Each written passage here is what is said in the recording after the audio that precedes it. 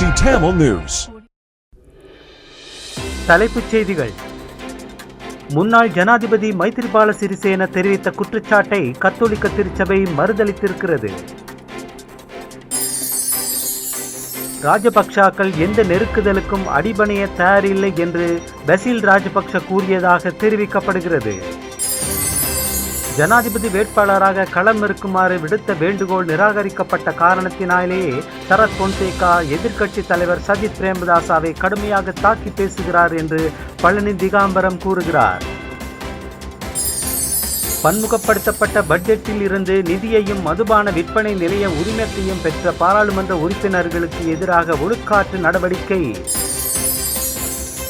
முத்தையா முரளிதரன் கர்நாடகா மாநிலத்தின் குளிர்பானம் மற்றும் இனிப்பு வகை உற்பத்தி தொழிற்சாலை ஒன்றை அமைப்பதற்கு 1400 கோடி இந்திய ரூபாவை முதலீடு செய்யவிருப்பதாக அந்த மாநில வர்த்தக அமைச்சர் MP பட்டேல் கூறியிருக்கிறார். கட்சி வேறுபாடின்றி அரசியலில் பெண்களின் பங்களிப்பை அதிகரித்தால் ஊழல் மோசடிகளில் இருந்து விடுபட்ட ஒரு நாடு சாத்தியமாகும் என்று கல்வி அமைச்சர் சுசில் பிரேம்ஜயந்த் தெரிவித்தார். இவ்வருடம் ஹஜ் யாத்திரைக்கு சவுதி அரேபியாவின் புனித மக்காவுக்கு சென்ற வெளிநாட்டவர்களில் இதுவரையில் 1000க்கும் அதிகமானவர்கள் வெயில் கொடுமை காரணமாக மரணமடைந்திருப்பதாக AFP செய்தி நிறுவனம் அறிவித்திருக்கிறது. அமெரிக்காவின் ஆர்கன்சாஸ் மாநிலத்தில் வணிக வளாகம் ஒன்றில் துப்பாக்கி நபர் ஒருவரின் வெறியாட்டத்தில் இன்று 3 பலியானதாக அந்த மாநில போலீஸ் தெரிவித்ததாக சர்வதேச செய்தி நிறுவனங்கள் அறிவித்திருக்கின்றன. வணக்கம், இது TBCயின் மாலை தமிழ் செய்திகள். இனி விரிவான செய்திகளை பார்ப்போம். ஈஸ்டர் ஞாயிறு குண்டு தாக்குதல்களில் பாதிக்கப்பட்டவர்களுக்கென்று பல்வேறு வட்டாரங்களில் இருந்து பெறப்பட்ட நிதியுதவிகள் அவர்களுக்கு பகிர்ந்தளிக்கப்படவில்லை என்று முன்னாள் ஜனாதிபதி மைத்ரிபால சிறிசேன தெரிவித்த குற்றச்சாட்டை கத்தோலிக்க திருச்சபை மறுதளித்திருக்கிறது. குண்டு தாக்குதல்களில் பாதிக்கப்பட்டவர்கள் மத்தியில் 50 கோடி ரூபாய் நிதி ஏற்கனவே பகிர்ந்தளிக்கப்பட்டிருக்கிறது என்று கத்தோலிக்க பொது தொடர்பாடல்கள் தேசிய பணிப்பாளர் வனபிதா ஜூட் கிருஷாந்த கூறினார். இலங்கை கத்தோலிக்க திருச்சபையின் சமூக சேவை அமைப்பான செத் சரண ஊடாக இந்த நிதிகளை நாம் விநியோகித்திருக்கிறோம். வலதுகை செய்வது இடதுகைக்கு தெரியக்கூடாது என்று இயேசுபிரான் கூறியிருக்கிறார். அதனால் விளம்பரம் தேடாமல் எமது பணிகளை நாம் அவை அடக்கமாக செய்திருக்கிறோம் என்றும் வனபிதா கூறினார். ஈஸ்டர் ஞாயிறு குண்டு தாக்குதல்களில் பாதிக்கப்பட்டவர்களில் நிதி பகிர்ந்தளிக்கப்பட்டவர்களின் பெயர் பட்டியலை கத்தோலிக்க திருச்சபை வெளியிட வேண்டும் என்று முன்னாள் ஜனாதிபதி சிறிசேன கூறியிருந்தார் என்பது குறிப்பிடத்தக்கது. ராஜபக்சாக்கள் எந்த நெருக்குதலுக்கும் அடிபணிய தயாரில்லை என்று ஸ்ரீலங்கா பொதுஜன பெரமுனவில் இருந்து பிரிந்து நிற்கும் குழுவினரின் கூட்டம் ஒன்றில் கட்சியின் ஸ்தாபகரான பசில் ராஜபக்ஷ கூறியதாக தெரிவிக்கப்படுகிறது. இந்த கூட்டத்தில் ஜனாதிபதி ரணில் விக்ரமசிங்காவும் கலந்து கொண்டதாக கூறப்படுகிறது. ராஜபக்ஷ குடும்பத்தின் உறுப்பினர்களை தவிர்த்து பொதுஜன பெரமுனவை பரந்த கூட்டணி ஒன்றில் உள்வாங்க வேண்டும் என்று ஏனைய கட்சிகள் குழுக்களிடமிருந்து வேண்டுகோள்கள் வருவதாக பொதுஜன பெரமுனவிலிருந்து பிரிந்து ஜனாதிபதி விக்ரமசிங்காவுக்கு ஆதரவாக நிற்கும் குழுவின் உறுப்பினரான வீடமைப்பு நகர அபிவிருத்தி அமைச்சர் பிரசன்ன ரணதுங்க கூட்டத்தில் கூறிய கருத்துக்கு மிகவும் கடுமையான துணியில் பசில் ராஜபக்ஷ கண்டனம் தெரிவித்திருந்தார். பொதுஜன பெரமுனவிலிருந்து பிரிந்து நிற்கும் குழுவின் பிரதிநிதிகளும் ஸ்ரீலங்கா சுதந்திர கட்சியின் பிரதிநிதிகளும் கலந்து கொண்ட இந்த கூட்டத்தில் தனது ஆத்திரத்தை வெளிப்படுத்திய பசில், எம்மை வேண்டாம் என்று நீங்கள் ஒரு தடவை கூறினால் உங்களை வேண்டாம் என்று நாம் 100 தடவைகள் கூறுவோம் என்று குறிப்பிட்டதாக தெரிய வருகிறது. பொதுஜன பெரமுனவுடனா அல்லது அதில் பிரிந்து நிற்கும் குழுவினருடனா உடன்பாட்டுக்கு வர வேண்டும் என்பதை தீர்மானிப்பது ஜனாதிபதி விக்ரமசிங்காவை பொறுத்தது என்று பசில் ராஜபக்ஷ ஜனாதிபதியின் முன்னாலேயே கூறினாராம்.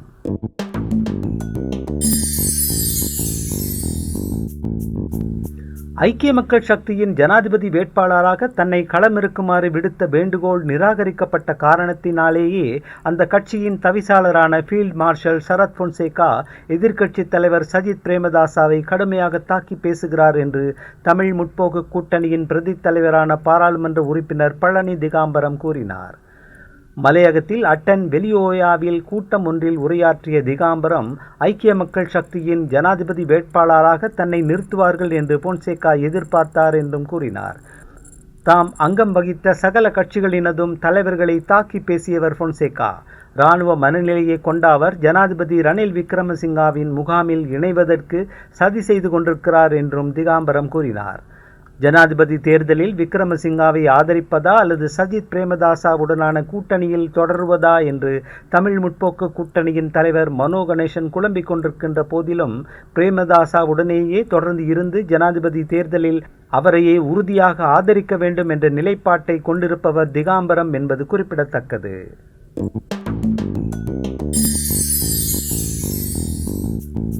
கட்சிகளின் தீர்மானத்துக்கு புறம்பாக ஜனாதிபதி ரணில் விக்ரமசிங்காவிடம் இருந்து பன்முகப்படுத்தப்பட்ட பட்ஜெட்டில் இருந்து நிதியையும் மதுபான விற்பனை நிலைய உரிமத்தையும் பெற்ற பாராளுமன்ற உறுப்பினர்களுக்கு எதிராக ஒழுக்காற்று நடவடிக்கை எடுக்க எதிர்க்கட்சிகளின் தலைவர்கள் முடிவெடுத்திருக்கிறார்கள்.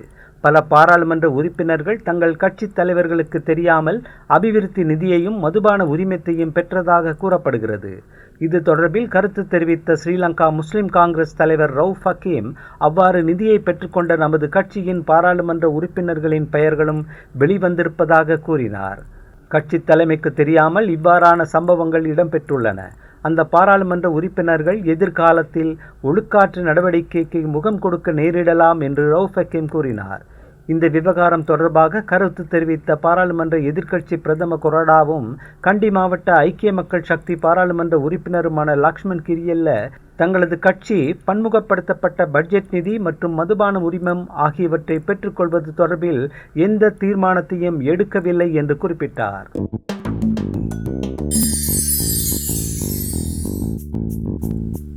இலங்கை கிரிக்கெட் அணியின் முன்னாள் சுழல் பந்து வீச்சாளரும் தொழிலதிபருமான முத்தையா முரளிதரன் இந்தியாவின் கர்நாடகா மாநிலத்தின் பாட்னா குப்பே பகுதியில் குளிர்பானம் மற்றும் இனிப்பு வகை உற்பத்தி தொழிற்சாலை ஒன்றை அமைப்பதற்கு 1400 கோடி இந்திய ரூபாவை முதலீடு செய்யவிருப்பதாக அந்த மாநில வர்த்தக அமைச்சர் MP பட்டேல் கூறியிருக்கிறார்.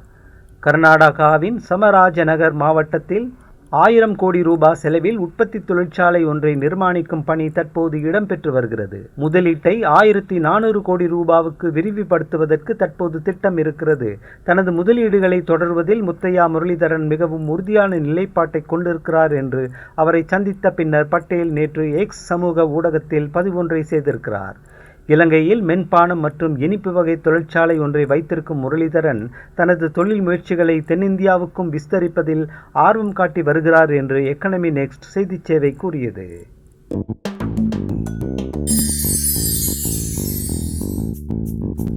கட்சி வேறுபாடுகளின்றி அரசியலில் பெண்களின் பிரதிநிதித்துவத்தை அதிகரித்தால் ஊழல் மோசடிகளில் இருந்து விடுபட்ட ஒரு நாடு சாத்தியமாகும் என்று கல்வி அமைச்சர் சுசில் பிரேமஜயந்த கூறினார்.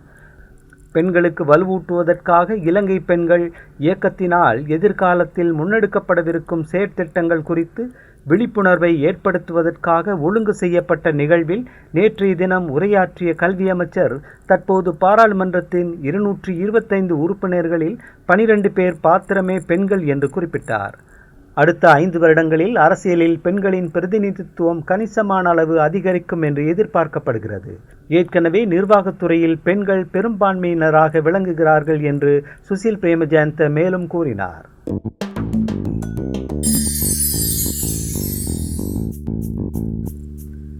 இவ்வருடம் ஹஜ் யாத்திரைக்கு சவுதி அரேபியாவின் புனித மக்காவுக்கு சென்ற வெளிநாட்டவர்களில் இதுவரையில் 1000க்கும் அதிகமானவர்கள் வெயில் கொடுமை காரணமாக மரணமடைந்திருப்பதாக AFP செய்தி நிறுவனம் அறிவித்திருக்கிறது. அரபு ராஜதந்திரி ஒருவர் வெளியிட்ட தகவலின்படி வியாழக்கிழமை மரணமடைந்தவர்களில் 54 பேர் எகிப்தியர்கள் என்று தெரிய வந்திருப்பதாக அந்த செய்தி நிறுவனம் அறிவித்திருந்தது. 10 நாடுகளைச் சேர்ந்த 1081 யாத்ரீகர்கள் மரணமடைந்திருக்கிறார்கள். அவர்களில் 658 பேர் எகிப்தியர்கள். அவர்களில் 630 பேர் பதிவு செய்யப்படாத யாத்ரீகர்கள் என்று புள்ளி விவரங்கள் கூறுகின்றன. மெக்கா பெரிய பள்ளிவாசல் பிரதேசத்தில் நேற்றைய தினம் 51.8 செல்சியஸில் வெப்பநிலை இருந்ததாக சவுதியின் தேசிய வளிமண்டலவியல் நிலையம் அறிவித்தது.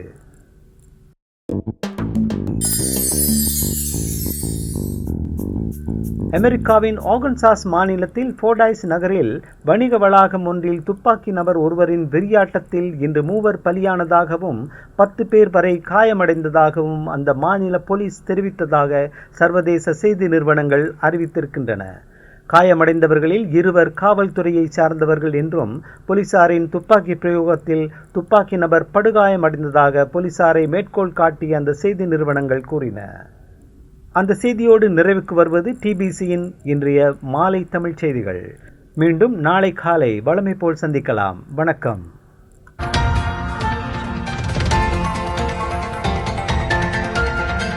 TBC Tamil News.